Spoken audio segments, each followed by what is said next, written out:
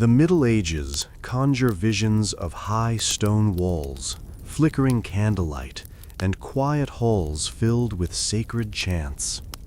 Monasteries appear as timeless sanctuaries, refuges of peace, contemplation, and piety. But behind the solemn rituals and carved altars lay something more layered and often more difficult.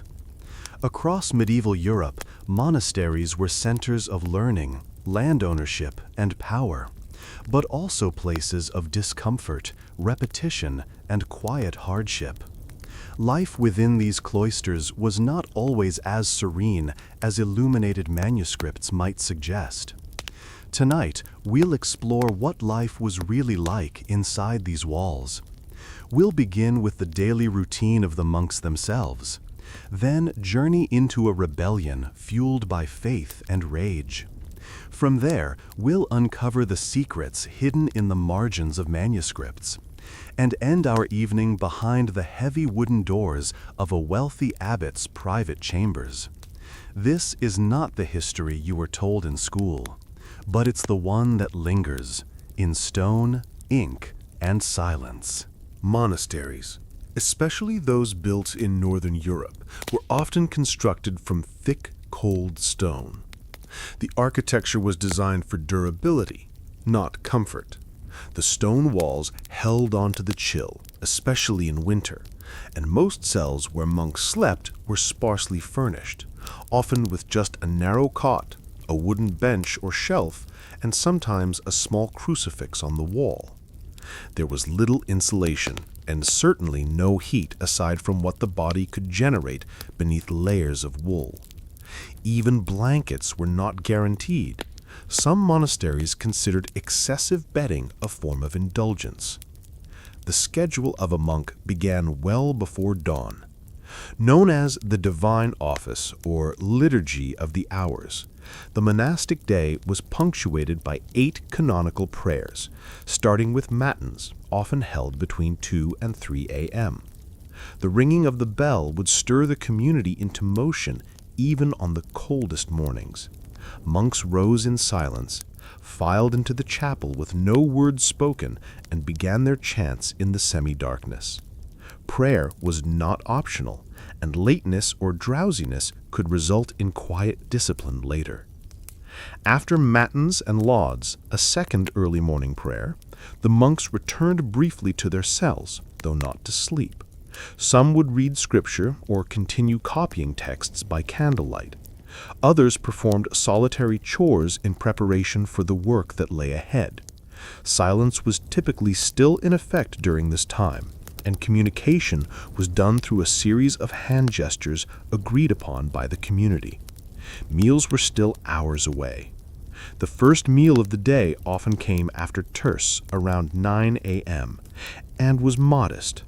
A crust of bread, perhaps a bit of broth or boiled vegetables, water or diluted wine. Meat was generally forbidden unless one was ill, and even then it was served reluctantly. Fasting days were common, especially during Lent, Advent, and numerous saints' feast days. This meant long periods of spiritual reflection accompanied by empty stomachs. Hunger was for many monks a daily companion. The day was structured into a rhythm of prayer, labor, study, and more prayer. After the early prayers and meal came work hours, often spent in fields, gardens, or workshops. Monks might tend to sheep, dig irrigation channels, mend cloaks, bake bread, or illuminate manuscripts. The division of labor varied by order. Benedictines, for example, valued manual labor as an essential part of spiritual discipline. The Carthusians, more austere, leaned further into solitude. But across orders, fatigue was a constant. There was little rest. Silence was more than a custom. It was considered a spiritual necessity.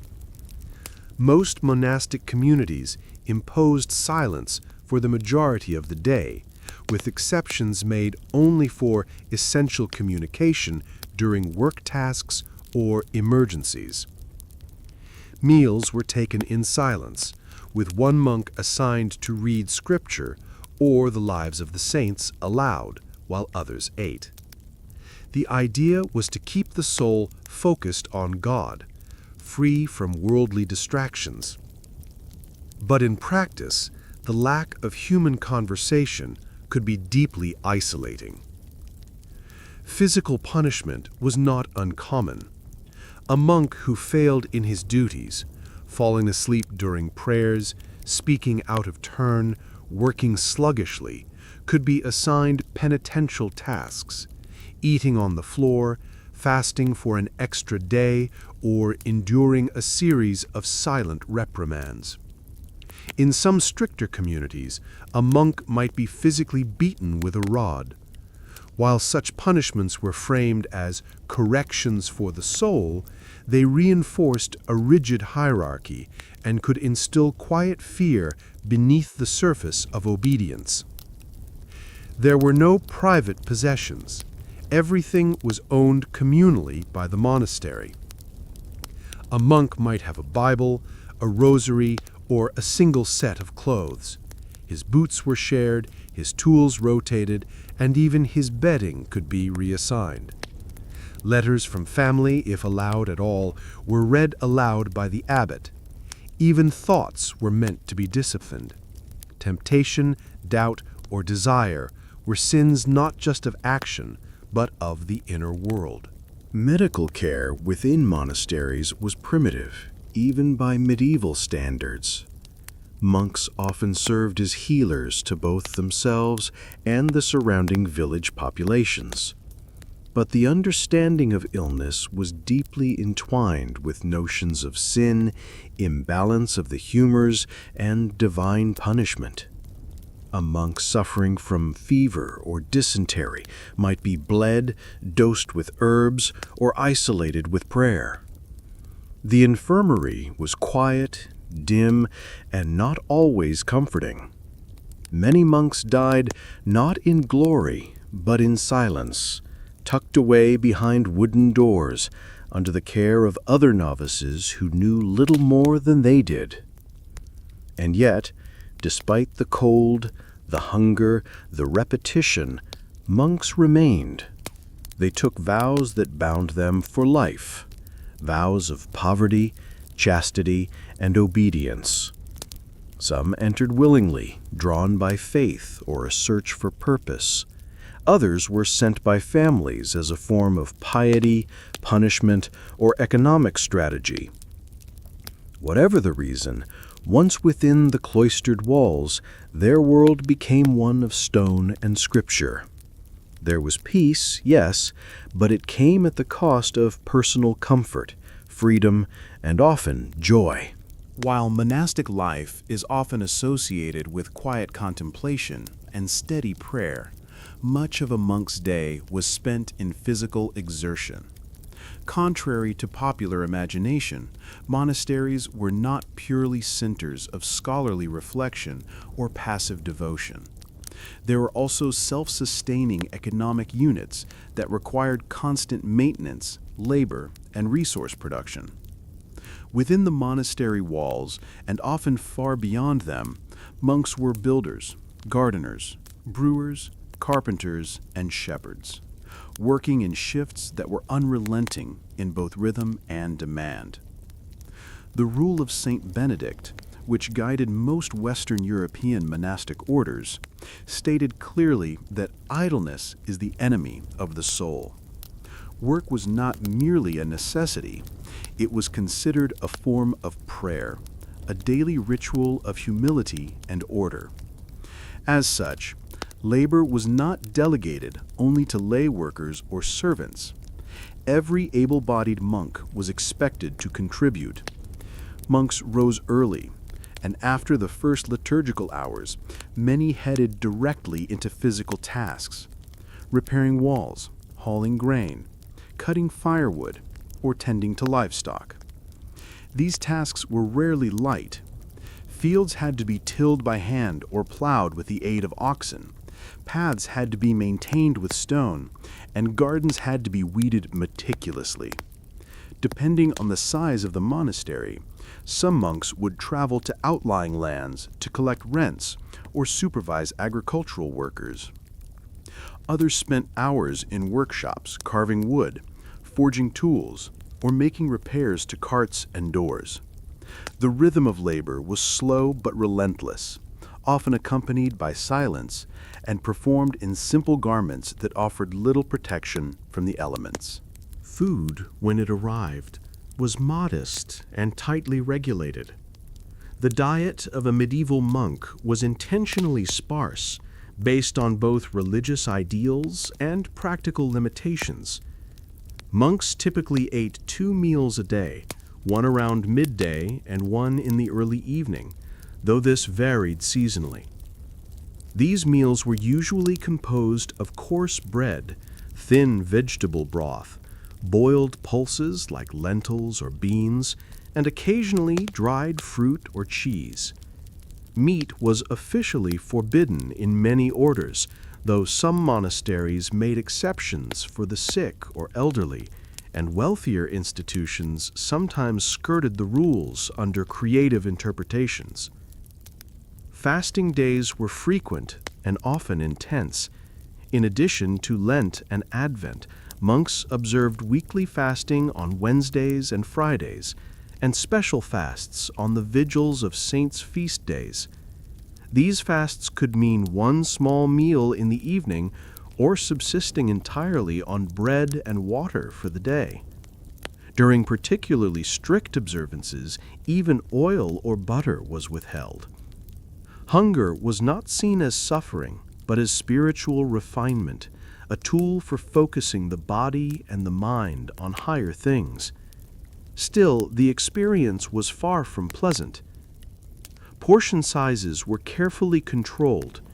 Meals were prepared in the monastic kitchen under the supervision of the cellarer, a monk responsible for managing the food stores and kitchen staff.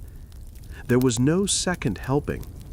The food was served in order of seniority, and each monk received the same ration, unless they had been disciplined or were in penance, in which case they might receive a reduced share. Meals were eaten in silence, often in a cold refectory with stone benches and wooden bowls, while a single monk read aloud from Scripture. Food preparation itself was a labor-intensive process. Monks ground their own grain, brewed their own ale, cultivated their own vegetables, and raised animals for milk and wool rather than meat. Some monasteries ran large-scale farms, supplying nearby villages with produce and earning income for the abbey. The monks who worked these farms did so in long hours, stooped over under the sun, or trudging through wet fields in winter.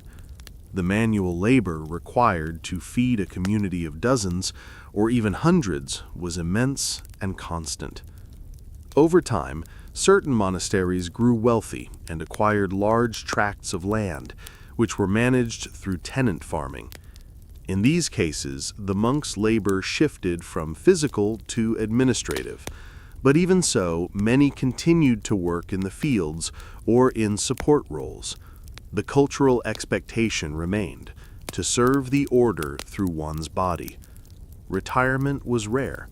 Monks worked well into old age, only moving to the infirmary when they were too frail to continue. There, their food would be softened, their hours of prayer reduced, but the rhythm of the community carried on without pause. Despite the hardship, there were moments of small reprieve. A good harvest might bring slightly fuller bowls. A generous donor could result in extra rations of eggs, nuts, or even a bit of honey. On major feast days like Easter or Christmas, monks might be allowed a larger meal, sometimes including fish or stewed fruit. But these were exceptions, not the norm, and quickly passed. The return to simplicity was never far off. The calendar itself was structured to reinforce moderation and scarcity, with even joy marked in carefully portioned increments. In short, a monk's relationship with food and labor was one of endurance. Both were regulated by hierarchy, tradition, and devotion. There was little room for indulgence, and even less for rest.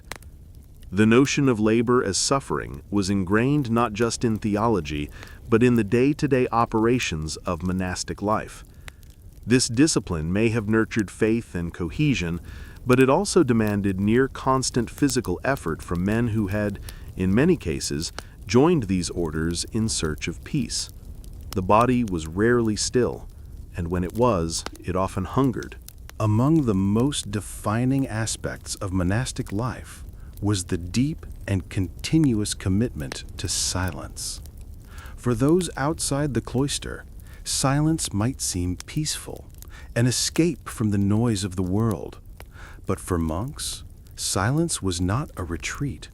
It was a rule, a discipline, and a daily constraint that shaped every interaction, every hour, and every thought. In many monasteries, the expectation of silence extended beyond prayer or meals. It was a constant state of being.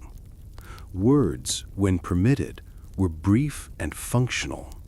Conversation as a form of companionship simply did not exist. This vow of silence, known in many orders not as an absolute prohibition but as regulated speech, was enforced through structured periods and locations. Most monastic orders followed the rule of Saint Benedict or its derivatives, which designated greater silence after compline, the final prayer of the day, lasting until the first prayer before dawn.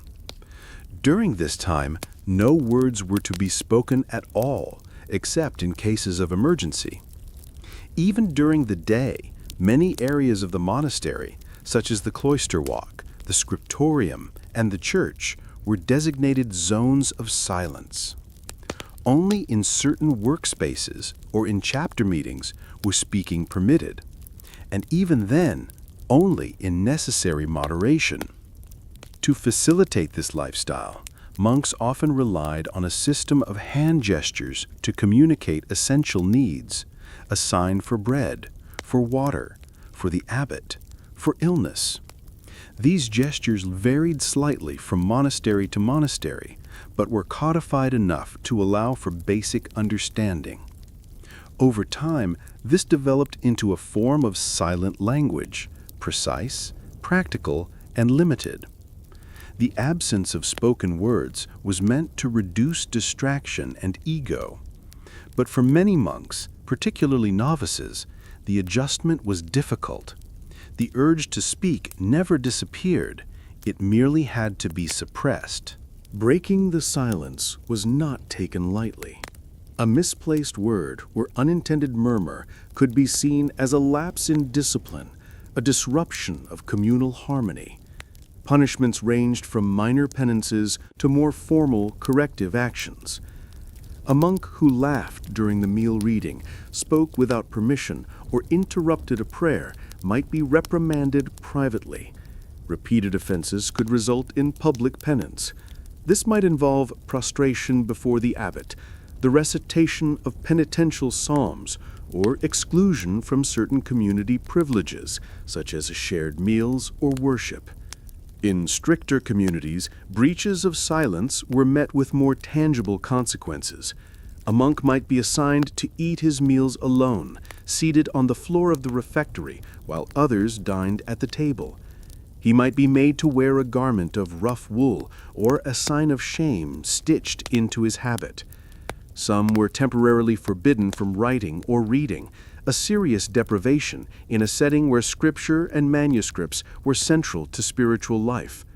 These measures were not meant to humiliate, at least not publicly. They were framed as corrections, tools for restoring internal order. More serious offenses, such as defiance, disobedience, or overt disrespect, could lead to corporal punishment. The rule of Saint Benedict allows for the use of physical correction for younger monks who are hard of heart and who do not respond to milder discipline. This might take the form of a flogging, administered privately and without spectacle. Such punishments were not widespread in all monasteries, but the threat was ever present. The boundaries of acceptable behavior were narrow, and the consequences for crossing them, while rarely brutal, were deeply psychological in effect. Silence also extended into emotional expression. Laughter, sighs, gasps, or even overly expressive gestures could be frowned upon. Emotional regulation was a form of spiritual maturity. Joy, sorrow, frustration, all were to be kept within, shared only with God through prayer and meditation. This expectation fostered an atmosphere of restraint. While monks lived in close quarters, the silence often created a sense of distance. Each man existed beside the others, not necessarily with them. Community, in this context, was defined by shared duty, not shared words. Some monks found peace in this enforced quiet. Others found it oppressive. Historical records, including surviving letters and journals, suggest that while many embraced the silence as a path to spiritual clarity, others struggled silently with isolation, intrusive thoughts, and feelings of detachment. But expression of discontent was itself discouraged. Even confession, when allowed, was structured, measured, and carefully supervised. There was little space for personal catharsis. The psychological strain of silence became especially acute during long periods of internal conflict or personal crisis. A monk grappling with doubt or despair had few outlets. Counseling was not part of the medieval monastic structure in the modern sense. One might speak to a spiritual superior, but such conversations were usually brief and formal. The ideal was to endure quietly, to trust that through prayer and obedience the mind would settle. Sometimes it did. Other times monks left the monastery altogether, either officially through secularization or unofficially by fleeing. Both were rare and often seen as failures. Over the centuries, some orders adapted. In later periods, limited speaking was permitted during recreation hours or in private walks with a confessor. But during the height of medieval monasticism, silence was the standard and the expectation. It was both a rule and a symbol of humility, obedience, and renunciation of the self. For many, it was a source of discipline and stability. For others, it was a source of quiet torment, endured in the name of devotion. Mental illness, when it occurred, was poorly understood and typically viewed through a spiritual lens. A monk experiencing hallucinations, intense melancholy, or erratic behavior might be isolated, prayed over, or quietly removed from duties. Some were believed to be possessed. Others were thought to be undergoing a divine trial. There were no treatments in the modern sense, only spiritual guidance, fasting, or in rare cases, physical restraint. Records of such cases are fragmentary, often buried in general reports of madness or disturbance. Despite these limitations, some monasteries did become modest centers of medical progress. Monks with a particular aptitude for healing were occasionally allowed to specialize. Certain infirmaries developed herbal gardens with carefully maintained lists of treatments for ailments ranging from toothache to gout. Some monks recorded their findings in manuscripts that circulated among other abbeys, forming an informal network of shared medical observations. But such advancements were slow, uncertain, and tightly confined within the framework of Christian doctrine. In the broader community, monasteries sometimes extended care to the poor or travelers, especially during outbreaks of disease. But space was limited, and priorities were given to those within the order. Charity was a duty, but it was also constrained by resources and risk. The sight of peasants waiting at the gates, coughing or limping, was not uncommon. Some would be admitted, others gently turned away. In these moments, the monastery's role as a place of refuge clashed with its practical boundaries. To be ill in a medieval monastery was to step outside the daily structure, while remaining tightly held by it. Care was given, but it was often minimal, shaped by ancient theories and spiritual belief. There was comfort, but little certainty. Monks bore their illness as they bore their silence and labor, with restraint, with obedience, and with the knowledge that healing, if it came slowly. In the late 14th century, England found itself caught in a slow-moving storm. The causes of the Peasants' Revolt were many, and none of them arrived suddenly. They gathered over years, layer upon layer of burdens, frustrations, and quiet indignities. It would be wrong to imagine a single spark or moment of outrage. Instead, the revolt was the result of accumulation, of poverty, taxation, injustice, and the grinding pressure of surviving within a system designed to benefit others. The most immediate grievance was taxation, specifically the imposition of a poll tax, a flat-rate tax levied on every adult, regardless of income. First introduced in 1377, the tax was intended to fund England's military campaigns in France. But as war dragged on and revenues failed to meet expectations, the tax was reissued in 1379 and again in 1381, each time with greater severity. By 1381, collectors were ordered to track down all those who had failed to pay, with authority to inspect households, assess individuals, and even threaten punishment for avoidance. For poor laborers, this wasn't just a financial burden. It was an insult layered atop hardship. These tax demands came after decades of instability. The Black Death, which had swept through England in the mid-14th century, had drastically reduced the population. Fields lay fallow, villages were abandoned, and the labor force had shrunk by nearly half. In theory, this should have given surviving workers greater bargaining power. Wages should have risen.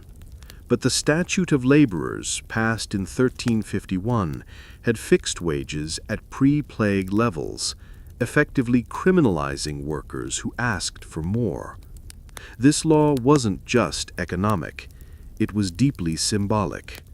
It told the poor that their lives, even after plague and loss, were still controlled by distant authorities. Adding to the strain was the behavior of those in power. Many local officials, tax collectors, and lords took advantage of the system for personal gain. Bribes were taken, fines were inflated.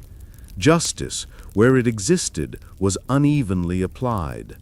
A serf might be fined for brewing ale without permission, while a nobleman could seize common land with little consequence. Church authorities, too, were often seen as complicit, owning vast tracts of land, charging rents, and living in visible comfort. The gap between sermon and action became harder to ignore. The countryside was changing. After the plague, many landlords attempted to shift away from labor-based systems and toward enclosure, converting shared fields into private pasture for sheep. This meant evictions. It meant fences where once there had been open land, and it meant that those who had depended on traditional rights, such as gathering firewood, grazing animals, or accessing streams, found those customs denied. These weren't just material losses. They were losses of rhythm, of habit, of autonomy. Religious tension also simmered beneath the surface. Though not the primary cause of the revolt, spiritual discontent helped to articulate the anger of the poor. Figures like John Wycliffe, a controversial theologian, had begun to challenge the Church's authority, questioning its wealth and advocating for scripture in English. His followers, later known as Lollards, spread these ideas quietly and not always formally. Meanwhile, preachers like John Ball, who would later play a central role in the uprising, gave sermons that blurred the line between theology and rebellion. When Adam delved and Eve span, who was then the gentleman? Was one of his best-known phrases, a direct challenge to the social hierarchy. Still, even with all these pressures, rebellion did not erupt immediately. Communities grumbled. Some resisted tax assessors or evaded payment. But for years, most complaints were local and contained. It was only when the government sent commissioners into Essex and Kent in the spring of 1381, with orders to root out tax evaders using force if needed, that tensions boiled over. In some villages, the officials were chased away. In others, they were beaten. It began in scattered pockets, but the momentum spread quickly, carried by rumor, messengers, and shared resentment. What made the revolt different was not just that it happened, it was how coordinated it became, despite lacking central leadership. Groups of peasants and laborers began to march, not aimlessly, but toward London. They were joined by townsmen, artisans, and even some sympathetic priests. Along the way, they demanded the end of serfdom, the reduction of taxes, and justice for local grievances. They destroyed legal records, stormed manorial courts, and targeted officials associated with corruption. But even then, they acted with surprising restraint. In many cases, they spared churches and did not loot indiscriminately. They were not seeking chaos, but change. By the time King Richard II, only 14 years old, was informed of the scale of the unrest, thousands had already begun marching toward the capital. The revolt was no longer a localized protest, it was becoming a movement. What began as frustration with attacks had grown into a broader reckoning with inequality, governance, and the structure of society itself. And so the kingdom stood at a strange threshold. The poor had found their voice, not in speeches or pamphlets, but in action. And the powerful, though still shielded by armies and castles, were forced to reckon with a population that no longer saw obedience as a virtue. The uprising had not yet reached its peak, but the conditions that gave birth to it had been festering for years. Among the many voices that echoed through the Peasants' Revolt, few were as persistent or as unsettling to the establishment as that of John Ball. He was not a general or a nobleman. He commanded no army and held no official post. Yet his sermons, letters, and presence during the uprising gave it an ideological backbone, something more than anger or economic frustration. To understand the movement's momentum, one must understand Ball, not as a firebrand, but as a man whose quiet defiance had simmered for years within the structures of the medieval church. John Ball was born around 1338, likely in or near St. Albans. Little is known about his early life, and most accounts of him were written after his death, shaped by the lenses of those who saw him as either a martyr or a heretic. He may have received clerical training or served as a parish priest. By the 1360s, however, he was preaching independently, often without official sanction, moving from place to place, addressing crowds outside church authority, and focusing his messages on the failures of the rich, the corruption of power, and the false hierarchy that divided men by birth. He became associated with the ideas of John Wycliffe, the theologian who had begun questioning the church's wealth, its mediation between God and man, and its resistance to translating the Bible into English. While Wycliffe operated within academic circles, Ball's messages were plain-spoken, direct, and often rhymed, making them memorable to the illiterate masses. His most famous phrase, "When Adam delved an Eve span, who was then the gentleman?" summed up his philosophy, that social rank was artificial, and that in the beginning all had been equal. For these views, Ball was excommunicated multiple times and imprisoned more than once. But each time he returned to his itinerant preaching. He lacked a parish, wore simple clothing, and traveled light. He addressed workers in village greens and open fields, speaking of divine justice and earthly injustice with the same quiet clarity. He did not call for violence, but for reordering of the church, of the law, and of society itself. He believed that those who labored should not serve those who did not. His theology was not subtle, but it was persuasive. When the revolt began in 1381, Ball was in prison in Maidstone. It was one of the first things the rebels corrected. As the Kentish contingent passed through the town, they demanded his release, and he was freed. From that point forward, Ball became a kind of spiritual companion to the uprising, not leading troops or issuing orders, but offering words that legitimized and framed the anger of the people. He is believed to have preached in Blackheath before the rebels reached London, addressing thousands.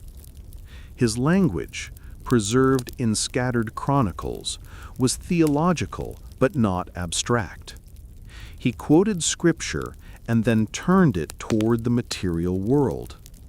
He asked why lords were needed at all, why one man should own another, why laborers should be punished for asking a fair wage. He spoke of the kingdom of God not as something distant, but as something that should be mirrored on earth, a place where justice was even, where wealth was shared, and where those who governed did so humbly. This message frightened many. Chroniclers like Thomas Walsingham, writing from the cloisters of St. Albans, described Ball as a stir of the people, a man of perverse doctrine. But others remembered him differently, as calm, as consistent, and as concerned with the moral shape of society. To the rebels, he was a priest who had not forgotten the poor. He did not ride with knights or dine with bishops. He stood with those who worked the land and asked why they should continue to do so for someone else's profit. Ball's sermons during the revolt did not promise miracles. He did not speak of apocalyptic justice or divine vengeance. Instead, he asked questions, and the answers were left to the listeners. This rhetorical style, quiet, questioning, and steady, matched the mood of the march. The peasants did not riot in every town, They targeted specific figures, destroyed tax records, and sought meetings with the king. Their demands were detailed and formal, and Ball's presence helped to lend a sense of righteous structure to their efforts. When the rebels entered London, Ball remained nearby. He was present for at least some of the negotiations with the crown, and may have spoken to groups as they camped outside the city. He was not a strategist, but he offered a moral foundation, a reminder that the revolt was not only about taxes, but about a deeper, older inequity. His alignment with the people did not end when the uprising collapsed. After the death of Wat Tyler, the rebel leader, Ball was captured by the authorities, tried for treason, and executed. He was hanged, drawn, and quartered, the standard sentence for those considered traitors to the realm. His death was intended to send a message, but for many it sent another, that even a man of God, peaceful and consistent in his words, could be put to death for siding with the poor. Over the years, Ball's image was reshaped by various groups. Some saw him as a proto-socialist, others as a heretic. But in his time, he was something simpler, a priest who refused to accept the moral geometry of a world built on inherited power. He remains one of the few individuals from the revolt whose name is still widely known, not because of force or power, but because he dared to speak of equality in an age where even suggesting it could cost one's life. His sermons were not loud, but they lingered. They gave voice to what many already felt, but had not put into words. And in that quiet articulation, Ball helped shape one of the most memorable uprisings in English history.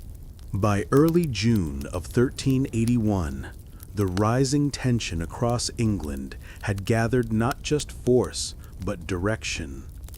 What had begun as scattered defiance in the counties of Kent and Essex now coalesced into a determined advance toward the capital. Thousands of peasants, laborers, craftsmen, and townspeople, many of whom had never traveled far beyond their villages, now moved steadily toward London. They were not an unruly mob, but a collection of local grievances moving in parallel, driven not by bloodlust, but by a shared sense that the social contract had been broken. They came not to destroy London, but to speak with the king. At just 14 years old, King Richard II was the reigning monarch of England. His youth was both a strength and a vulnerability. Too inexperienced to lead alone, he was surrounded by a council of advisors, many of them deeply unpopular among the lower classes. One figure in particular, Simon Sudbury, Archbishop of Canterbury and Lord Chancellor, was associated with the hated poll tax. Another, Robert Hales, the treasurer, was viewed as the architect of many of the kingdom's economic burdens. As the rebels moved toward the city, it became increasingly clear that their demands were pointed not just at tax policy, but at the very shape of royal governance. When the rebels reached Blackheath, just southeast of London, they paused. It was not merely a camp. It became, for a few days, a kind of temporary capital for the common people, an open space where sermons were delivered, decisions were debated, and messages were sent. John Ball is said to have addressed the crowd here, and emissaries were dispatched to request a royal audience. This moment reveals much about the character of the movement. They wanted a dialogue, not an assault. They believed the king, young and presumably uncorrupted, might listen. Richard initially agreed to meet them at Runnymede, but the gathering was cancelled before it could begin. Tensions rose. The rebels interpreted the withdrawal as a sign of bad faith.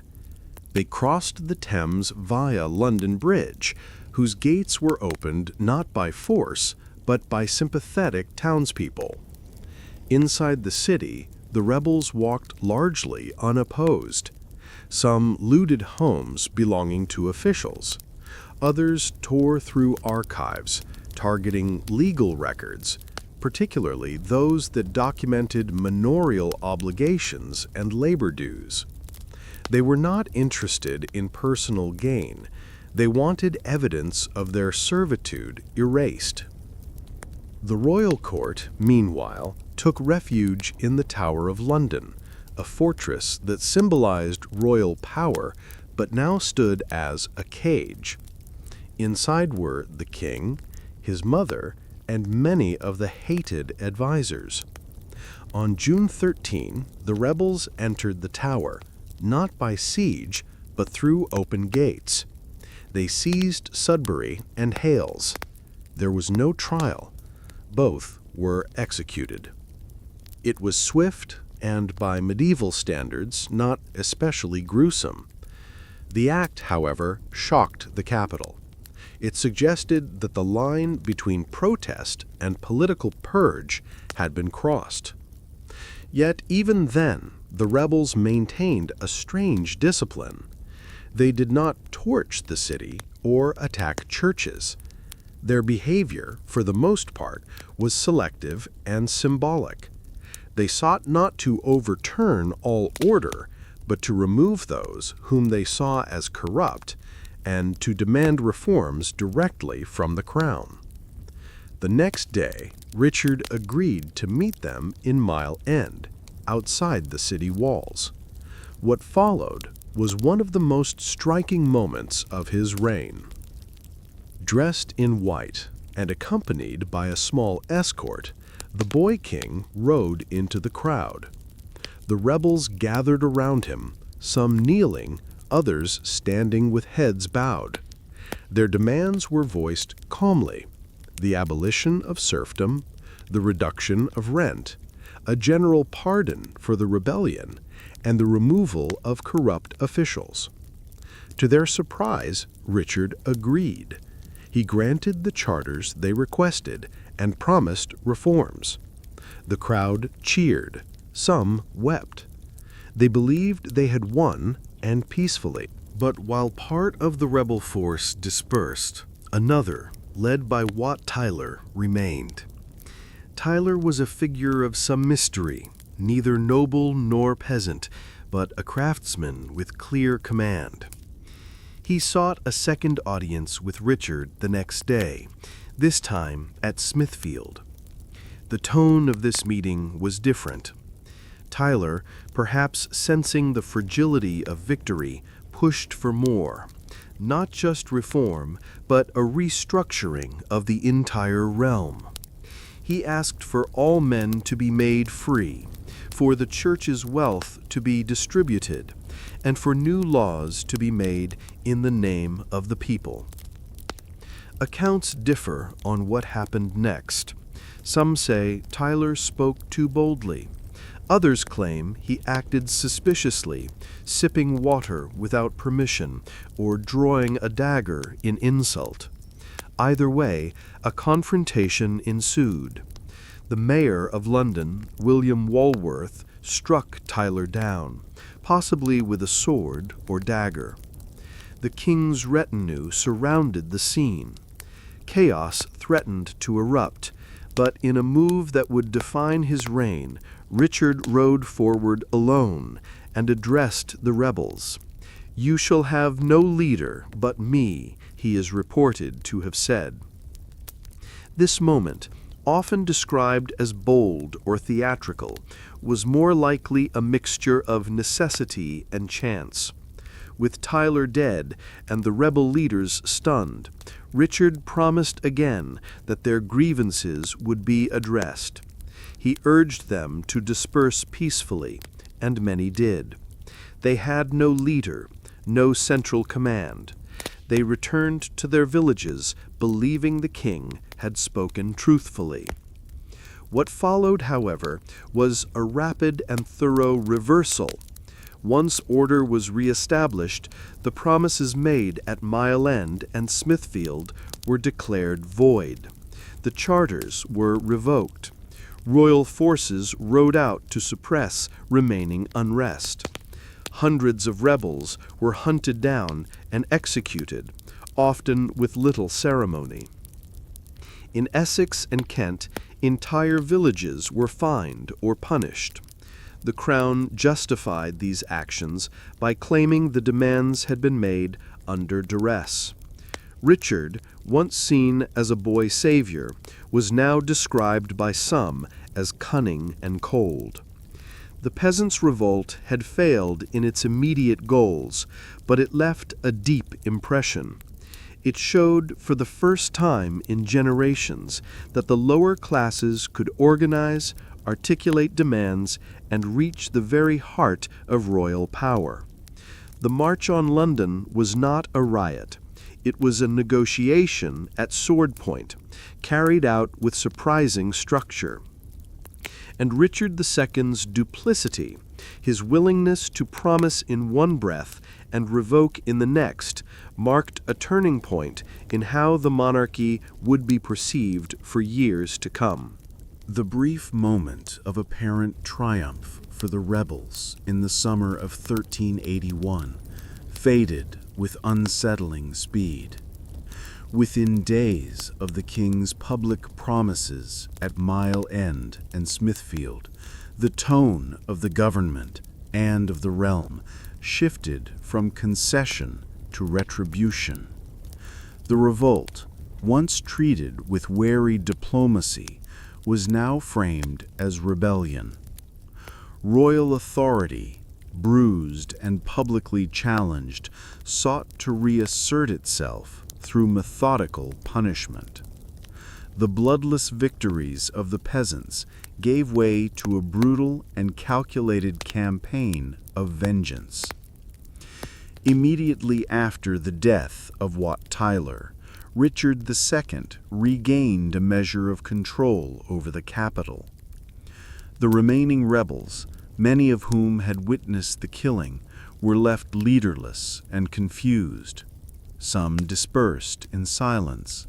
Others lingered in hope, trusting in the charters the king had granted only hours earlier. But within days, those charters, bearing the king's seal and his word, were formally revoked. The government declared them null on the grounds that they had been issued under threat and therefore held no legal weight. This annulment marked the beginning of what would become a carefully orchestrated suppression. Royal commissions were formed and sent into the countryside, particularly into Kent, Essex, Suffolk, and Norfolk, areas where the uprising had been strongest. Their purpose was clear: to identify, capture, and punish those who had taken part. These commissions held wide authority, and they often relied on local elites and informants to draw up lists of names. In villages where entire communities had risen, the question became not who was guilty, but how many could be punished without disrupting the local economy. Trials, such as they were often swift and symbolic. Few of the accused were granted legal counsel. Many confessed under pressure or in the belief that cooperation might earn leniency. It rarely did. Punishments were harsh and public. Beheadings were common, and the bodies of the executed were sometimes displayed as warnings. In at least one case, a severed head was parboiled before being mounted on a spike, a grisly deterrent not uncommon for the time, though still unsettling in its deliberateness. The execution of John Ball, the radical priest, whose sermons had inspired so many, became one of the defining moments of this period. After being captured in Coventry, Ball was brought to St. Albans. He was tried for treason and heresy, though the lines between political rebellion and religious dissent were blurred in his case. Ball did not recant. He reiterated his belief in the equality of men under God and the need for reform. His death, by hanging and quartering, was meant to silence his message. But it had the opposite effect in some circles. His final words, recorded by sympathetic observers, became part of the revolt's legacy. In the towns and villages affected by the uprising, life returned to a kind of normalcy, but it was not the same.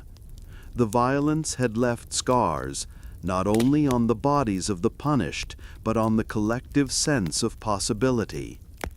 Landlords reinstated feudal dues where they could, and courts reasserted control over labor relations. But in some places, quiet compromises emerged. Lords who feared further unrest quietly softened their demands, eased restrictions, or avoided antagonizing their tenants. The system had survived, but its foundations had shifted slightly.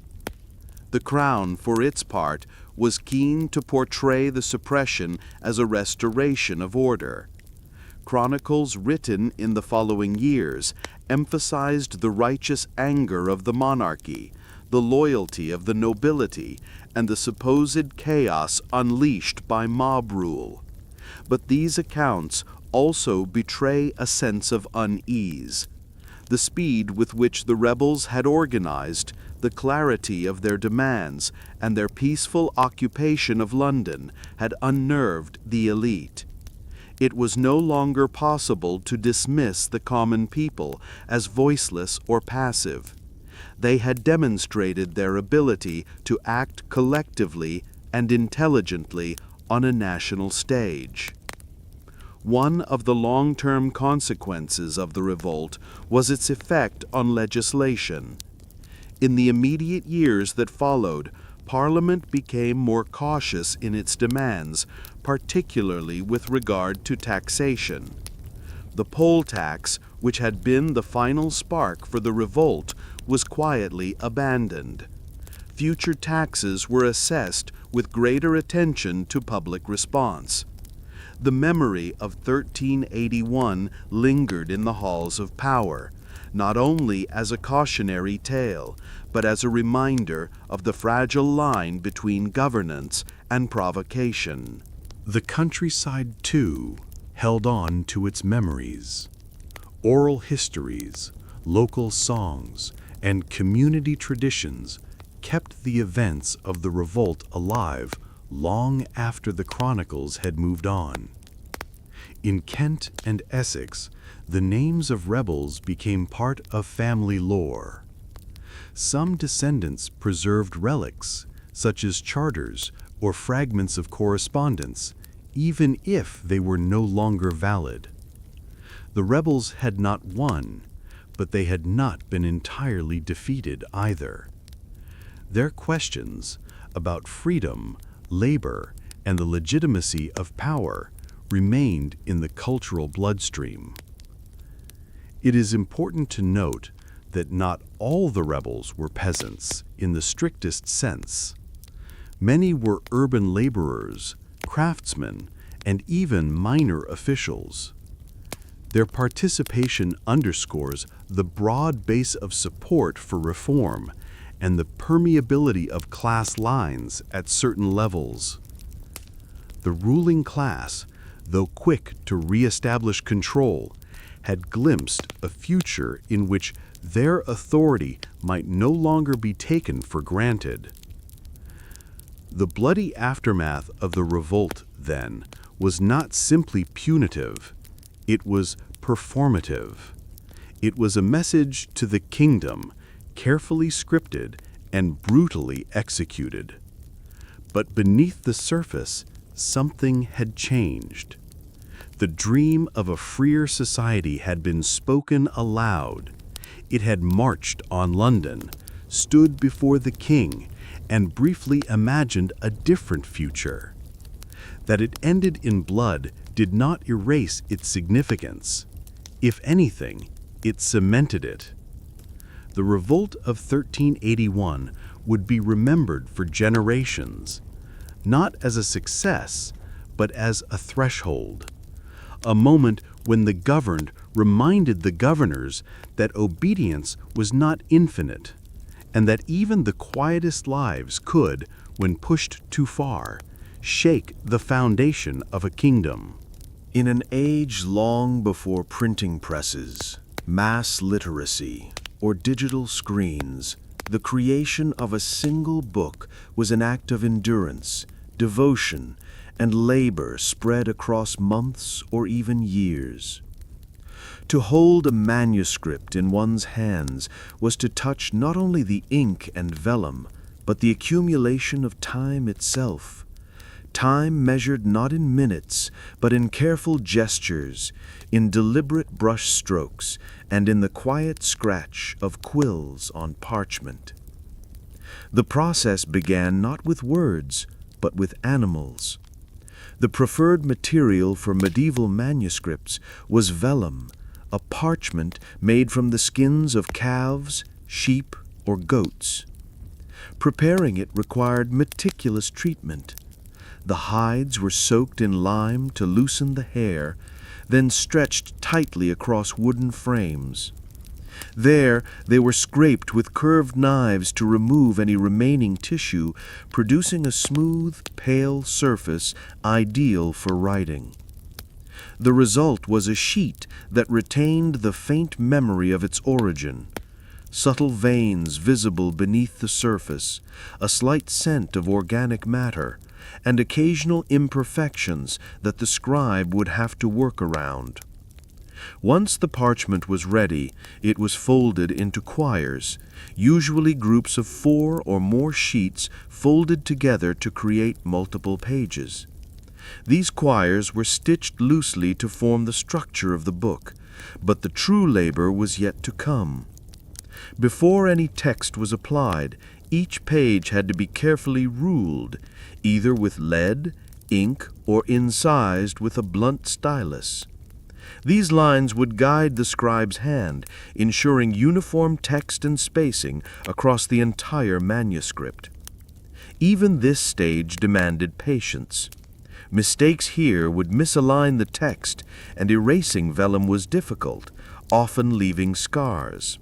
The role of the scribe was central. Often a monk or cleric trained in calligraphy, the scribe worked in long stretches of quiet concentration. Ink was made from a mixture of iron salts and tannic acid from oak galls, producing a deep black that clung well to parchment. The quill, usually from a goose or swan, was shaped carefully and resharpened constantly. A single page might take an entire day to complete. The scribe's world was repetitive, solitary, and measured by the slow passage of ink across skin. Errors were corrected as best as possible, scraping away the ink with a knife and smoothing the surface again, but too many could doom a page to the waste pile. Decorative elements were handled by a different hand. Once the main text was complete, the illuminator entered the scene. This artist added color, ornamentation, and sometimes gilding. Illuminators used pigments derived from minerals, plants, and insects. Lapis lazuli from Afghanistan produced a deep blue. Vermilion from cinnabar made vivid reds. Green came from malachite, and gold leaf, painstakingly applied, added brilliance that seemed almost otherworldly when viewed by candlelight. Applying gold required a special adhesive called gesso, laid down in precise areas. Once the gesso dried, the gold leaf was pressed into place, then gently burnished with a tool made from agate or dog's tooth to make it shine. Images were rarely decorative alone. They served both theological and mnemonic functions.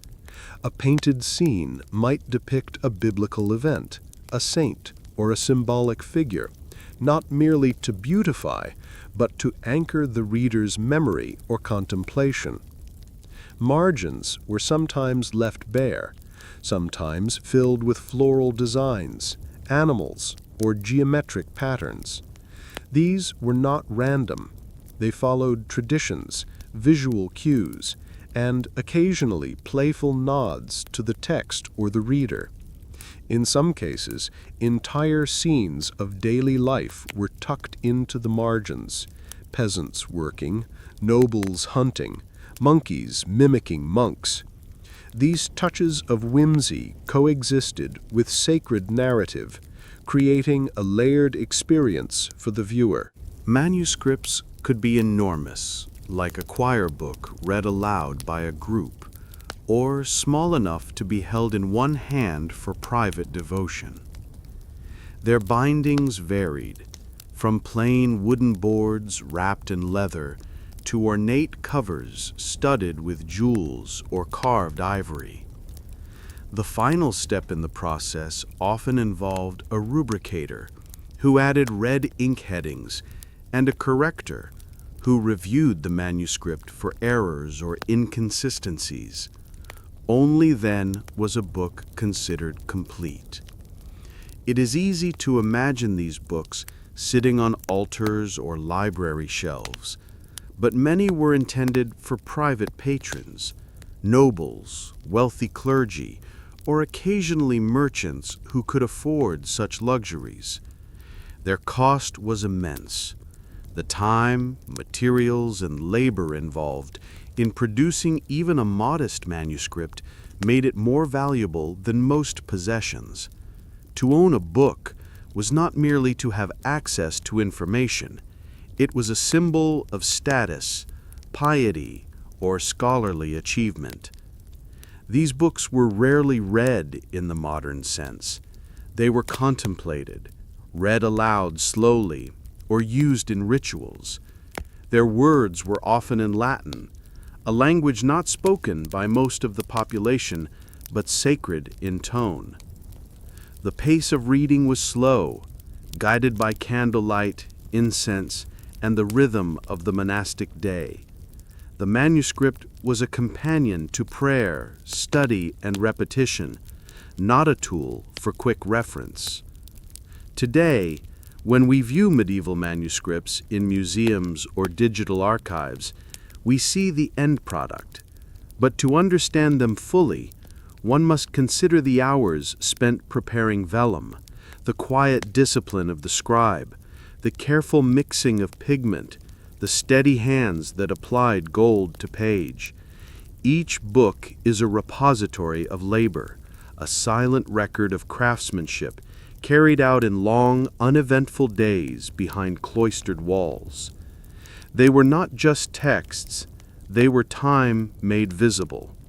And for those who created them, their value was not just in the words they held, but in the process itself, a process measured in breath, line, and light. When one imagines a medieval manuscript, the mind often turns to solemn monks, gilded saints, and carefully aligned script.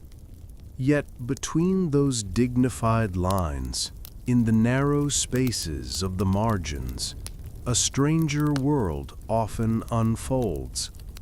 A world of rabbits jousting with snails, monks chased by foxes dressed as clergy, grotesque creatures playing musical instruments, and unexplainable hybrids, half human, half fish engaged in inexplicable acts. These drawings, known collectively as marginalia, challenge modern assumptions about medieval seriousness. They invite a quiet smile, or at least a puzzled pause. At first glance, marginalia seems like mischief, visual pranks tucked into sacred texts. But these images were not the work of idle vandals. They were added by the same hands that illuminated saints and wrote psalms. In fact, they were part of the design. Whether humorous, symbolic, or quietly rebellious, these drawings coexisted with scripture, theology, and official doctrine. And though modern readers might find them baffling or absurd, they often reflected the worldview, tensions, and preoccupations of the people who made them. The rabbit, for example, appears frequently, and not always as a timid creature. In many manuscripts, rabbits are shown in a reversal of their natural role. They are the hunters, not the hunted. They ride horses, carry lances, execute knights. This role reversal could be interpreted as satire, a momentary flipping of power structures. Perhaps it was an inside joke among monks, or a quiet commentary on authority. Or perhaps it was just a delight in the unexpected, placing the meek in the position of the mighty, if only at the edge of the page. Another recurring motif is the snail, almost always shown as an opponent in battle. Knights charge against them, rabbits attack them. The symbolism of the snail is unclear. Some scholars have interpreted it as a representation of cowardice or of slow-moving threat. Others believe it to be a humorous symbol of futility, heroism directed at the most mundane of creatures. Its persistence across hundreds of manuscripts suggests that its meaning, while obscure to us, was familiar to contemporary readers and viewers. Human-animal hybrids also populate the margins. Sometimes they play instruments. Other times they appear in ambiguous poses, bending, stretching, reaching. Some wear clerical garb, their human faces twisted into mockery. These grotesques served multiple functions. They may have been warnings against sin, caricatures of behavior, or reflections of fears and anxieties. They reminded viewers of the blurred boundaries between man and beast, sacred and profane. To the medieval mind, the line between the natural and the supernatural was not fixed. It shifted depending on context and interpretation. In some manuscripts, marginalia becomes explicitly subversive. A figure might mimic the posture of Christ, but wear the ears of a donkey. A nun might appear with a sword. These juxtapositions were not acts of heresy.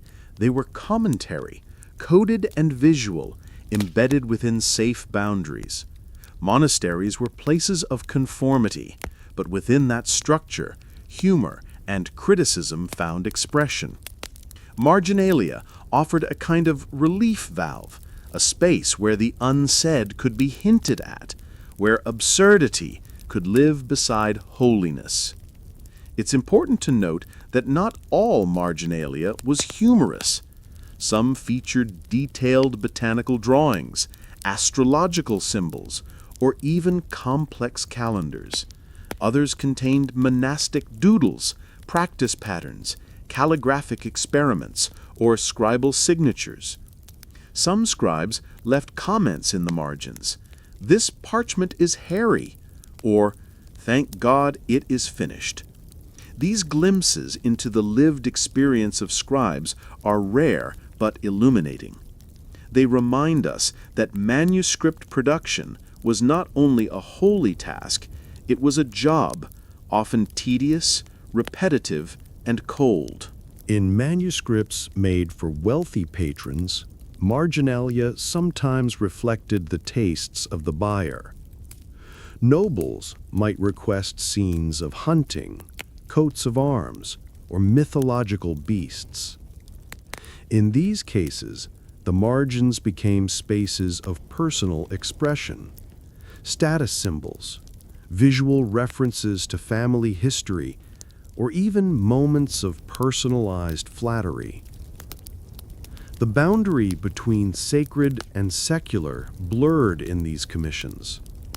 The Book of Hours, for instance, often combined devotions to the Virgin Mary with images of falconry, feasting, or even courtly flirtation along the edges. In contrast, monastic manuscripts typically adhered more strictly to religious themes, though even they were not immune to marginal playfulness. A particularly worn psalter might reveal subtle images of devils hiding behind text columns, or angels gesturing silently toward unseen dangers. These drawings functioned like whispers, visual nudges meant to guide or warn, without disrupting the solemnity of the text. To modern viewers, the most surprising aspect of marginalia is perhaps its freedom. Despite being produced in a time of rigid hierarchy and religious orthodoxy, the margins of medieval books reveal a mindset capable of irony, humor, and even mild irreverence. The same hand that gilded the halo of a saint might have drawn a cat chasing a bishop in the next breath. There was space in the medieval imagination for contradiction, for satire, for the delightful strangeness of the world. Marginalia reminds us that history is not only what was written in official records or carved into stone. It lives also in the corners, in the overlooked, the whimsical, and the unfinished. These drawings are fragments of thought, flickers of personality, and moments of amusement captured in ink and pigment. They offer no easy explanations, but in their ambiguity lies their charm. They invite us not to interpret, but simply to observe, to sit quietly with the strange, the humorous, and the human. Beneath the gilded flourishes and painstaking calligraphy of medieval manuscripts lies a quieter, more cryptic tradition, one not immediately visible to the eye, but woven subtly into the fabric of the text. Among the neatly ruled lines and sacred verses, some scribes left codes, puzzles, and hidden messages, not to deceive, but to intrigue, to protect, or perhaps to amuse a select few. These ciphers ranged from the simple to the elaborate, and their presence reminds us that the medieval world, for all its devotion, had its share of secrets. Some of the most basic hidden elements were acrostics, phrases spelled vertically by the first letter of each line or paragraph. These could be names, prayers, or dedications. A scribe might use an acrostic to honor a patron, hide his own identity, or subtly insert commentary into the otherwise sacred structure of a psalm or hymn. Because these elements were visually discreet, they rarely drew attention unless one knew to look for them. Their elegance lay in their quietness. More complex were the numeric ciphers, often based on the Greek or Hebrew practice of assigning numbers to letters. These could encode dates, names, or theological ideas. For example, the number 777 might be worked subtly into decorative flourishes as a symbol of divine perfection, in contrast to the number 666, which held associations with evil or imperfection. Some codices included marginal numbers that corresponded not to page order, but to a hidden message revealed through counting. In other cases, entire pages of manuscript were written in cipher script, using character sets that replaced the Latin alphabet with symbols or invented letters. These scripts might be designed for privacy, used in legal documents, diplomatic communications, or religious texts meant only for a restricted audience. One famous example is the Voynich manuscript, a baffling book filled with unknown script, undeciphered to this day. Though it likely postdates the medieval period by a century or two, it continues the tradition of encrypted knowledge, information that appears sacred or significant, even if its meaning remains locked away. Not all messages were written with the intent of secrecy. Some were mnemonic devices, helping monks memorize texts by embedding cues within the formatting or wording. These cues might not be obvious to us now, but they formed a part of the internal logic of monastic education. For instance, a repeated symbol or phrase at the start of each section might signal the beginning of a new liturgical day, or remind the reader of a particular doctrinal connection. The boundaries between text, symbol, and memory were often fluid. One intriguing method of concealment involved the use of palimpsests, manuscripts in which original text was scraped away and overwritten with new content. This was often done for practical reasons, as parchment was expensive. But in some cases, the original writing, often theological or classical, could still be faintly seen beneath the newer text. Modern imaging technology has allowed scholars to recover these hidden layers, revealing forgotten commentaries, early scientific treatises, and even censored material. Each palimpsest is a window into multiple timelines layered like echoes. Scribes also embedded visual metaphors and symbolic illustrations that hinted at deeper meanings. A vine twisting around a verse might correspond to a parable about growth or temptation. A beast lurking behind a column of text could signify spiritual danger. These symbols worked in tandem with the written word, adding a layer of interpretation that operated visually and emotionally. For a literate viewer trained in such associations, a manuscript could speak in two languages at once. One of the more speculative traditions involves the idea of alchemical symbolism embedded in religious texts. While not all historians agree, some believe that certain manuscripts contain diagrams and color schemes associated with alchemical transformation, processes like calcination, sublimation, and the quest for the philosopher's stone. Whether literal or metaphorical, these inclusions speak to a medieval appetite for hidden knowledge, for systems that explained the invisible workings of the world beneath its surface appearance. In monastic contexts, some hidden messages served more mundane purposes. Scribes would occasionally write notes to future readers in the margins, veiled in subtle phrasing. These might warn of a mistake in the text, or direct the reader to consult another volume. Sometimes they included short complaints. "This parchment stinks," or "The candle is too dim to see." Though not ciphers in the strict sense, these remarks reflect an ongoing conversation across time between the manuscript's creators and its eventual users.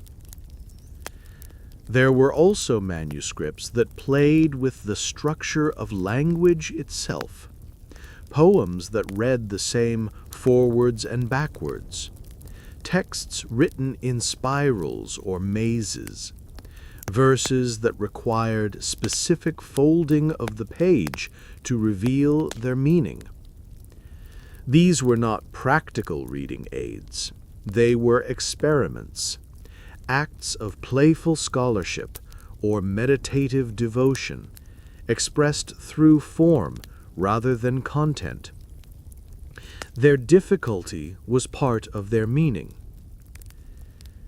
In modern times, the deciphering of medieval ciphers is a field of scholarship unto itself. With tools like ultraviolet imaging, pattern analysis, and knowledge of ancient alphabets, researchers have been able to reconstruct lost messages, reconstruct erasures, and identify patterns invisible to the naked eye. But many questions remain. Some codes resist solution. Others may have no solution at all, their meaning known only to the one who created them, and lost with their passing. And yet, the presence of these ciphers and messages is oddly comforting. They suggest that the people of the past were not so different. They loved puzzles. They whispered jokes to the future. They believed some truths were worth hiding in plain sight. And they understood that not all knowledge is meant to be shouted. Some is meant to be sought out slowly, line by line, in the quiet company of a manuscript, a candle, and time. Long before printing presses standardized punctuation and margins, medieval scribes developed their own visual vocabulary, symbols, marks, and shorthand unique to their training and region. These symbols weren't decorative. They were functional, meaningful, and, in some cases, personal. They provided structure, guidance, commentary, and sometimes secrecy. When studied closely, they reveal a quiet system of communication, embedded not within the text, but alongside it. One of the most fundamental symbols in manuscript culture was the manicule, a tiny hand with an extended index finger drawn in the margins. These pointing hands could vary in size, ornamentation, and flair. Some were little more than simple lines, while others included sleeves, cuffs, and even fingernails. Their purpose was to direct the reader's attention to a particular passage, something worth rereading, memorizing, or pondering. In the absence of highlighters or bookmarks, the manicule was a practical and enduring solution. But scribes went further. They developed symbols to indicate transitions, missing sections, or potential errors. The coronus, a stylized flourish resembling a crown or wave, marked the end of a major section or division. It helped readers orient themselves, particularly in lengthy theological texts. The paragraphus, often a simple horizontal mark or dotted line, indicated a new idea or thought. In some manuscripts, a reversed letter or mirrored glyph served to flag ambiguous meanings, changes in tone, or disputed doctrine. Beyond these general-purpose symbols, there were also highly specialized marks tied to specific monastic traditions. Certain Benedictine communities, for instance, trained their scribes to use unique combinations of symbols to track liturgical references, cross-textual connections, or internal commentary. These symbols, often resembling runes or geometric notations, weren't always meant to be read by the average monk. They were internal tools used by the manuscript's creators and copyists, hidden in plain sight among the illuminations and line breaks. Even more elusive were the personal signatures of scribes. Most monks remained anonymous, their work considered service to God rather than a pursuit of authorship. But some left clues, tiny drawings, abbreviated initials, or subtle variations in their script. A flourish added to a capital letter, a slightly exaggerated tail on a G, a quietly inserted animal motif. These were marks of pride or identity, detectable only to those who knew what to look for. Some manuscripts also contain protective symbols, small icons or glyphs meant to ward off evil or bad luck. These might appear at the beginning of a text, in the margins of medical treatises, or near references to apocalyptic scripture. A common one was the pentangle, a 5-pointed star associated with balance and harmony. Others included crossed circles, interlocking knots, or variations of the Chi Rho, an early Christian monogram. These marks weren't superstitions in the modern sense. They were part of the worldview that saw divine and demonic forces as ever present, and books as both spiritual tools and potential battlegrounds. Certain scribes embedded abbreviation symbols to increase their speed, particularly when copying long, repetitive religious phrases. These abbreviations became increasingly standardized in the later medieval period, forming a kind of shorthand known today as Turonian notes. But in earlier manuscripts, these symbols could be idiosyncratic, shaped by the habits of an individual scribe or the custom of a single scriptorium. They required training to understand, which meant they could also serve as gatekeepers, restricting access to knowledge for the uninitiated. Not all symbols were sacred. Some were practical instructions, inserted for the benefit of other artisans. Illuminators might receive direction on where to place a miniature or what color to use, indicated by marginal symbols or faint pencil marks. These instructions were often scraped off or overwritten once the illumination was complete, but some survive, ghost-like, beneath the gold leaf and pigment.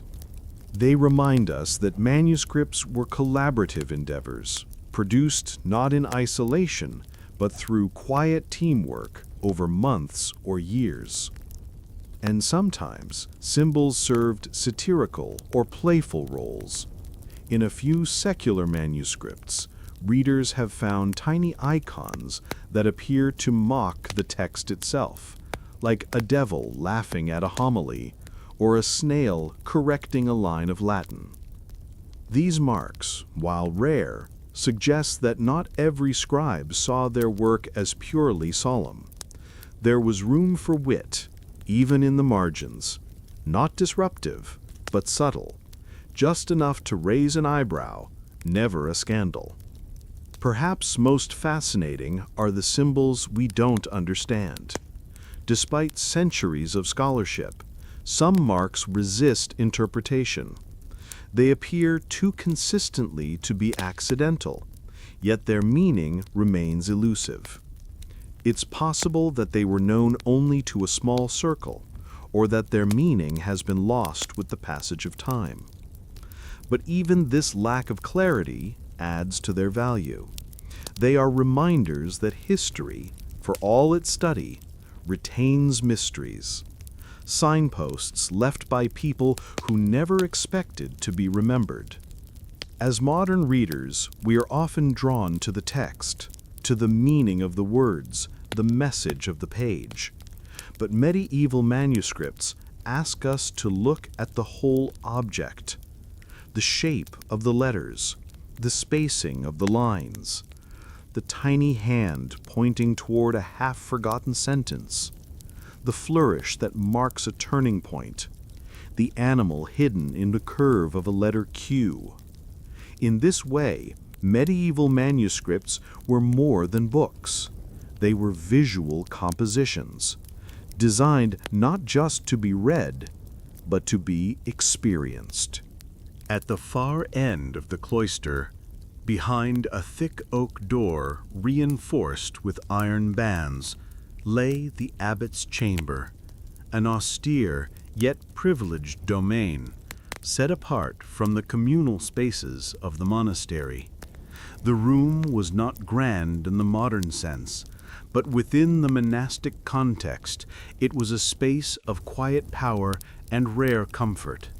Stone walls framed the room, softened by woven tapestries and painted icons.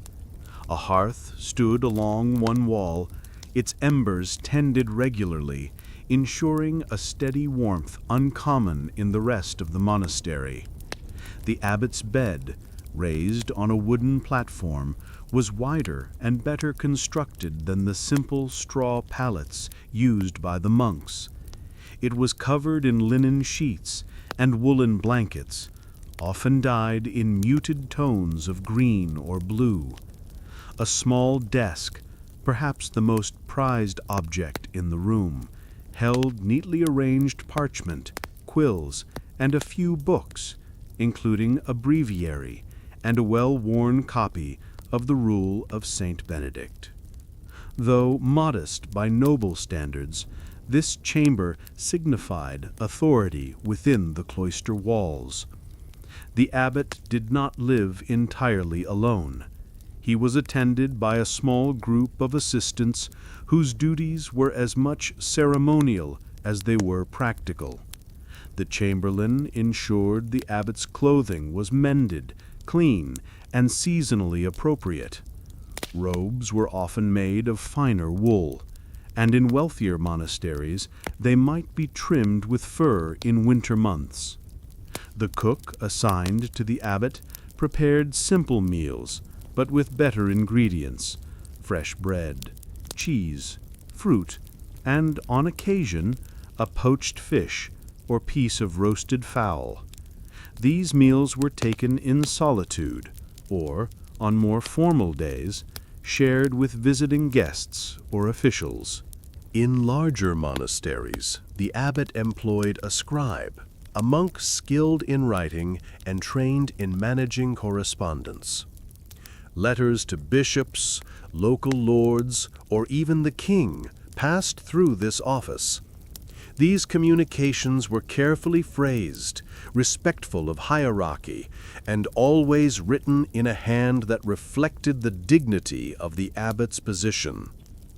The scribe also managed internal records, land agreements, donation lists, and administrative decisions, which were stored in locked chests or cabinets within the chamber. The chamber itself was often decorated with objects of quiet refinement: a crucifix carved from bone, a polished wooden chair, an inkwell gifted by a visiting bishop. Sometimes there were relics, small bones, fragments of cloth, or objects believed to be touched by saints, displayed with care behind glass, or tucked into reliquaries of silver or brass. These were not mere decorations, but tangible reminders of spiritual lineage and divine favor. The window in the abbot's chamber, though narrow and covered by oiled parchment or horn to diffuse the light, provided a view of the inner courtyard or gardens. From this vantage point, the abbot could observe the slow rhythm of monastic life without being within it. The sound of bells, the movement of the brothers, the rising smoke from the kitchen, these were visible, audible reminders of the life he oversaw. Not far from the chamber was the private chapel, a small, intimate room for prayer and reflection. The abbot used it in the early hours of the morning and again before retiring. Here, his prayers were whispered rather than chanted, his solitude protected by thick walls and tradition. The chapel might be adorned with a single stained glass window, casting soft color upon the stone floor. It was a space for spiritual grounding, removed from both the communal choir and the public nave. The abbot's chamber was also the place of private counsel. Monks would be summoned here for quiet conversation, praise, correction, or guidance. The abbot's tone was expected to be gentle, firm, and wise. These moments were rarely recorded, but formed the core of monastic discipline and cohesion. When disputes arose, when morale faltered, or when a brother doubted his calling, it was within these stone walls that the abbot listened and advised. Despite its comfort, the abbot's chamber was not a place of indulgence.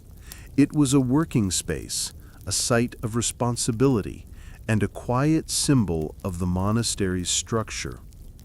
The room reflected not only the personality of its occupant, but also the stability of the entire institution.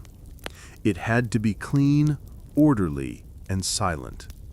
Visitors, lay or clerical, would often judge the monastery by the dignity of this room.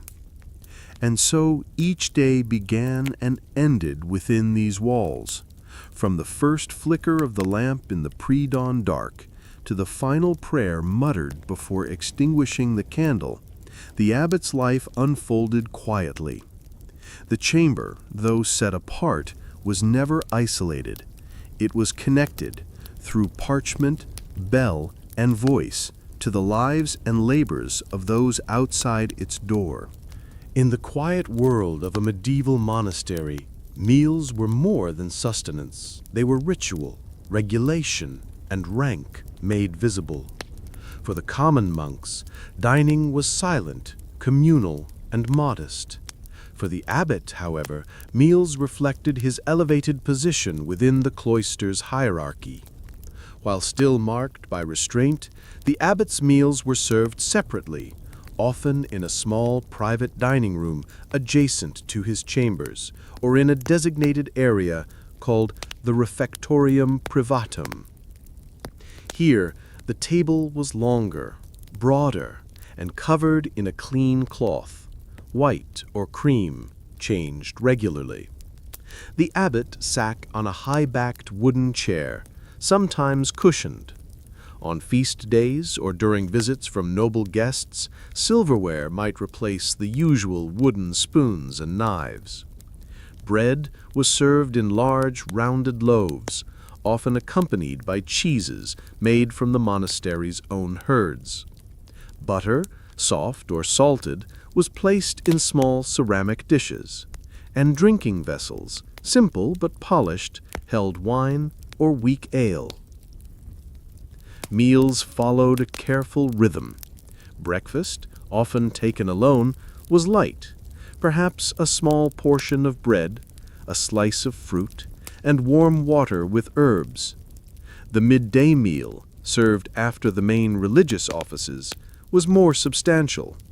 It might include fish, particularly on fasting days, stewed vegetables, or a roasted bird such as partridge or quail. Though meat was generally restricted, abbots often had papal exemptions, allowing occasional indulgence.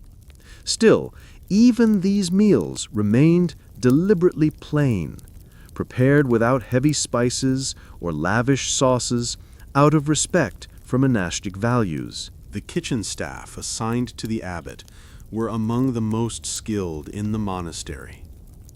They prepared food with precision, aware of both dietary rules and spiritual symbolism.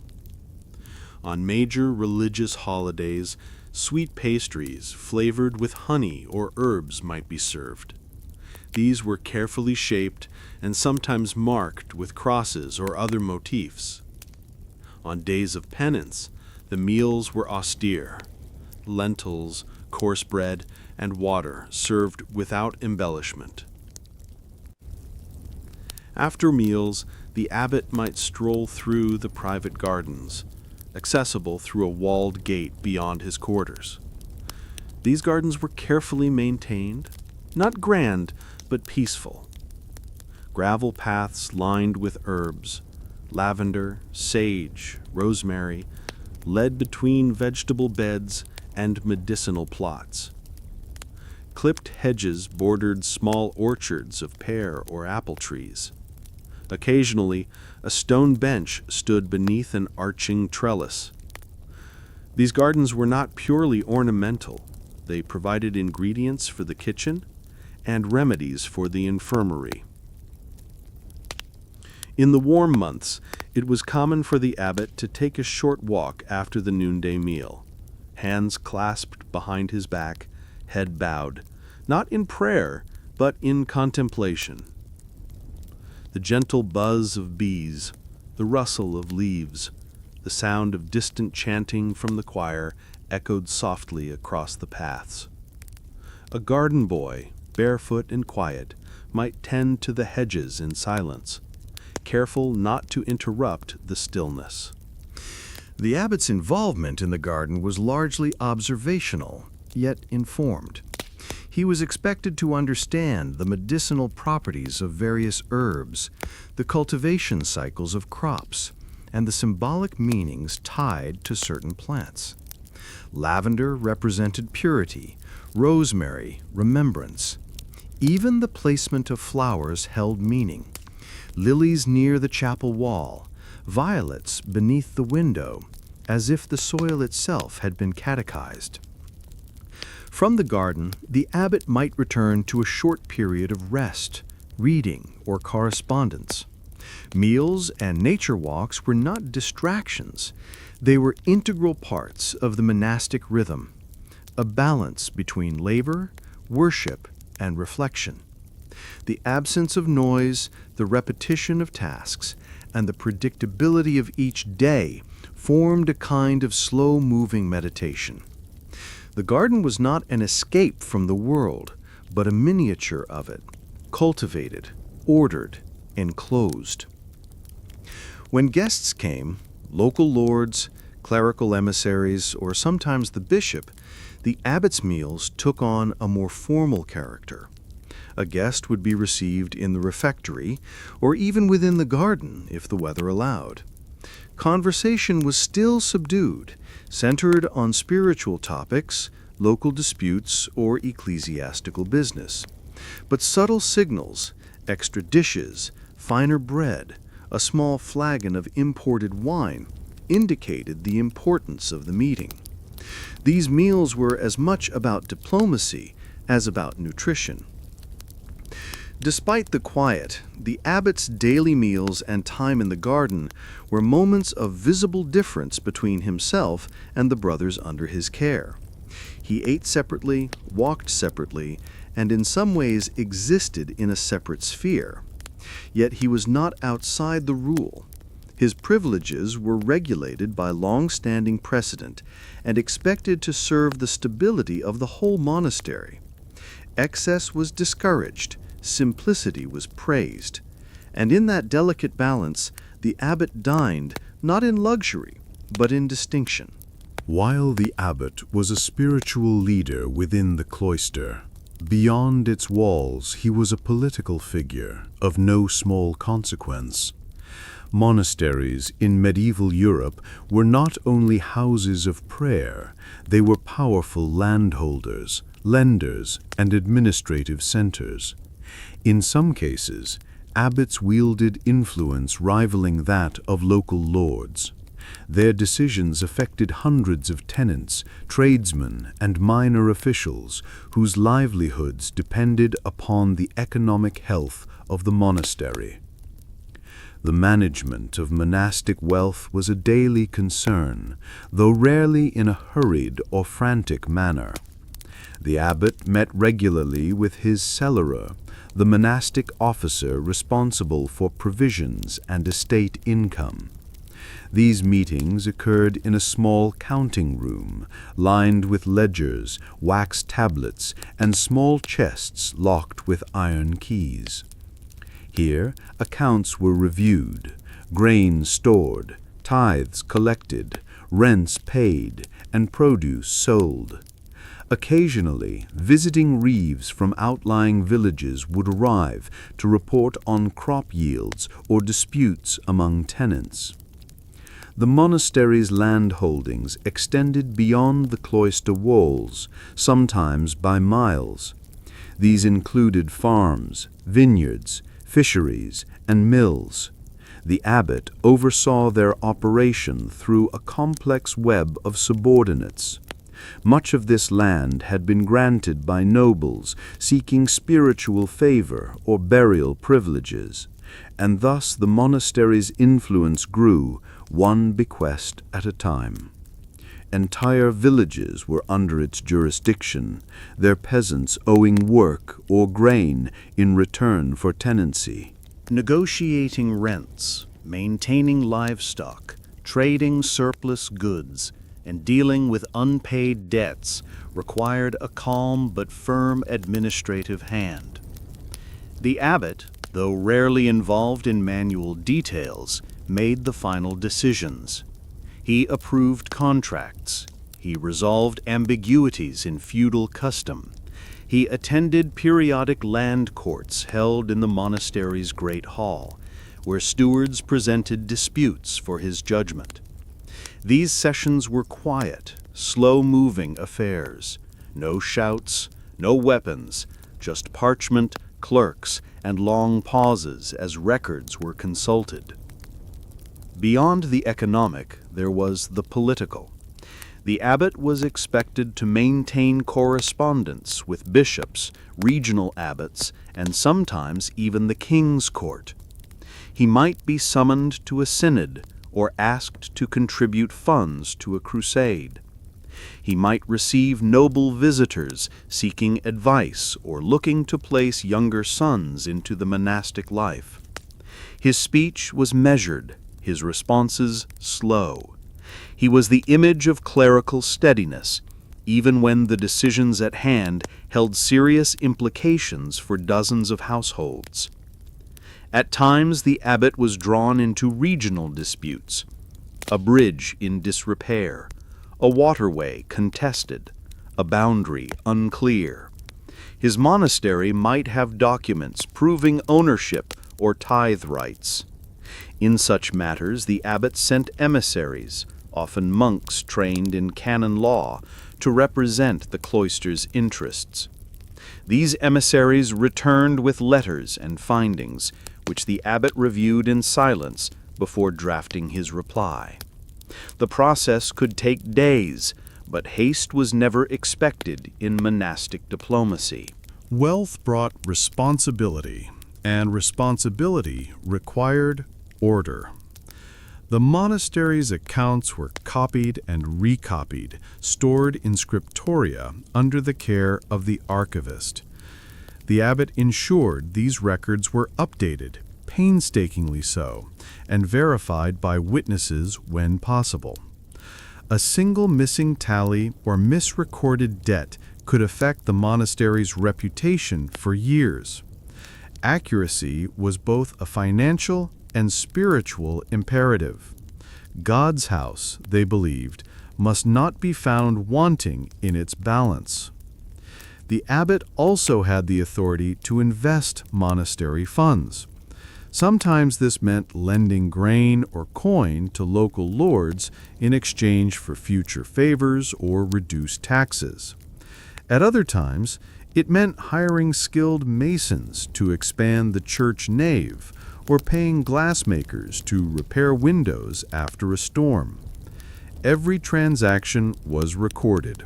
Every coin spent required deliberation. It was not miserliness, but caution. The monastery's wealth, after all, was not his to waste. Perhaps the most delicate financial decisions involved patronage. Nobles would offer gifts, land, books, or even relics, with the expectation of spiritual rewards. The abbot had to weigh the monastery's need with the optics of favor. Accepting one noble's gift might alienate another. Refusing an offer might appear as insult. These moments required subtlety. Often, the abbot would issue formal thanks and schedule a commemorative mass, offering the donor both prestige and reassurance. In all things, the abbot's political and economic power had to remain hidden beneath a veneer of spiritual calm. He was not a baron, not a merchant, but a servant of God. And yet, behind the soft sandals and the quiet chapel, he held the reins of an institution that spanned fields, farms, and fortunes. The world might call it prayer, but within the counting rooms and the parchment archives, it was closer to governance. For all the solemnity and order of monastic life, the walls of the abbey did not seal out temptation. Within the calm rhythm of prayer and labor, there existed quieter currents, ones not recorded in ledgers or illuminated in stained glass. The abbot, like any man entrusted with authority and wealth, was not immune to indulgence, nor was the monastery free from the quiet rustle of corruption. These things did not arrive loudly. They crept in slowly, behind closed doors, carried by habit, rationalized by duty, and accepted through silence. At first glance, there was little to suggest impropriety. The abbot rose at regular hours, attended the divine office, and moved through his duties with a deliberate, unhurried pace. Yet the privileges that accumulated around his position, private chambers, choice food, control over resources, created a delicate imbalance. Gifts arrived often: fine fabrics from Flanders, carved ivory crosses, even the occasional box of spiced wine from Gascony. These were tokens of gratitude, of course, but their frequency grew. Eventually, the line between gratitude and influence blurred. Some abbots entertained guests more often than necessary, allowing noble families to send sons into the monastery not out of spiritual calling, but convenience. A second or third son might arrive, cloaked in piety, only to be granted special treatment, a private tutor, lenient discipline, access to the abbot's library. These quiet arrangements rarely caused scandal, but they eroded the spirit of equality the rule once intended. The monastery, though still structured around prayer, began to resemble the world outside. Within these walls, the sins were rarely public. There were no grand betrayals. Instead, they took subtler forms. A steward, appointed not for skill but loyalty. A record modified so that a land grant benefited a cousin. An extra portion at the table. A lenient punishment for a favored monk. The abbot did not speak of these decisions, nor did anyone question them aloud. The monastery, like the world beyond its gates, operated on unspoken understandings. Worse still were the whisperings that never made it to parchment. There were rumors of abbots fathering children in nearby villages, or of visits from women concealed by the darkness of night and the silence of back passages. These stories, never confirmed, were passed carefully among novices during late-night vigils. They weren't told with malice. More often, they were offered as cautionary shadows, reminders that even holiness bends beneath power. Financial misconduct remained the most tolerated and the most dangerous. When a monastery grew wealthy enough, it attracted opportunists. A corrupt abbot might accept bribes in exchange for land leases or promise indulgences in return for donations. The treasury, meant for alms and maintenance, sometimes funded personal embellishments, a larger chamber, finer vestments, imported furniture. These choices, while not always criminal, shifted the monastery's focus inward, away from God, and toward comfort. Church councils occasionally tried to address this drift. Inquiries were made, inspectors sent, but the reports were slow and the mechanisms of correction slower still. Some abbots, when confronted, simply stepped down, retiring with their pensions and their secrets. Others maneuvered politically, using connections to deflect suspicion. In either case, the scandals rarely reached public awareness. The monastery remained quiet. The chants continued. Not all abbots indulged. Many lived lives of deep humility, choosing to eat with the brothers and sleep in simple quarters. But even those who resisted temptation were surrounded by its traces. Every guest who arrived with a gift, every petition delivered with a knowing glance, every favor asked in hushed tones. To lead a monastery was not only to shepherd souls, it was to navigate the politics of piety. In the end, corruption in monastic life was rarely dramatic. It was methodical, polite, and quiet. It lived in the margins of account books and in the long pauses between decisions. The abbot, alone at his writing desk, may have known precisely where the compromises had begun. Or perhaps he no longer remembered. The daily rhythm of the cloister, with its soft footsteps and echoing bells, allowed most things, sins included, to fade gently into the silence.